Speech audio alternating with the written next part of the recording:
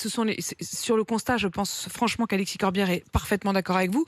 En revanche, lui, il dit, face à ce constat-là, certes, il faudra revoter pour la France insoumise aux législatives, mais en attendant, il y a le deuxième tour, et pour ce deuxième tour, il invite à voter pour Emmanuel Macron. Ce ne sera pas votre cas? Moi, Ou en tout cas, attendez, non, mais pardon. Non, non, j'insiste pas là-dessus. pas une voix. Je vais être Et précise. je Vous avez raison. respecte le fait Vous avez raison parce que, en effet, Non, alors mais là, qu'on arrête. vous avez raison de me reprendre là-dessus parce qu'en effet, vous n'avez pas appelé à voter Emmanuel Je Macron. ne C'est le d'ailleurs ce ferai que pas. certains vous proches. Mais vous n'avez aussi quand même dit qu'il fallait pas une voix à Marine Le Pen. Si, vous avez décidé pourquoi de voter pour Marine Le Pen. Pourquoi? C'est ça Parce je voudrais que si on comprendre. vote blanc, on n'est pas comptabilisé.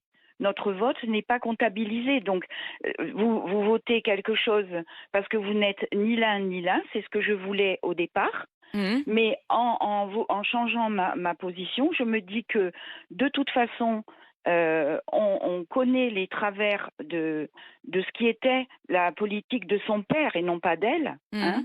Il faut pas non plus, voilà, hein, c'est pas, voilà, il y a des choses qui sont pas, comment dire, transgénérationnelles. Mhm. Et peut-être qu'en lui donnant sa chance, eh bien justement au troisième tour, on pourrait, ceux qui ne sont pas fondamentalement pour elle, pourraient faire une représentation à l'Assemblée et elle serait obligée de faire avec un paysage politique à l'Assemblée nationale plus représentatif de ce qui est Je voudrais, vraiment... Sissi, qu'Alexis Corbière puisse répondre là-dessus.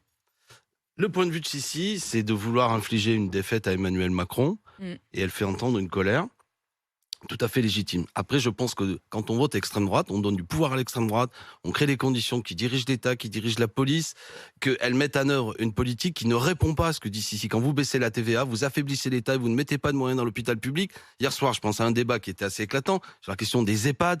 Même Madame Le Pen ne dit même pas qu'elle est contre le fait qu'il y ait des entreprises privées qui mettent des EHPAD en bourse. Elle ne l'a même pas dit. Elle a dit qu'il faut des contrôles. C'est extrêmement faible sur un sujet, franchement, qui devrait amener des solutions plus collectives, etc. Donc, c'est une fausse réponse. C'est l'astuce de l'extrême droite.